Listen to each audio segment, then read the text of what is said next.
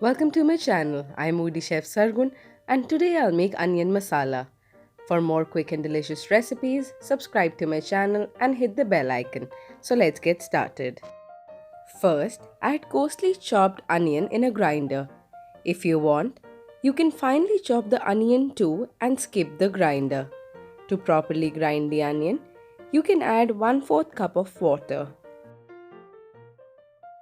Now in a cooker or a pan, put some oil and add in cloves, black cardamom and cinnamon and stir a little. Now we can add the ground onion.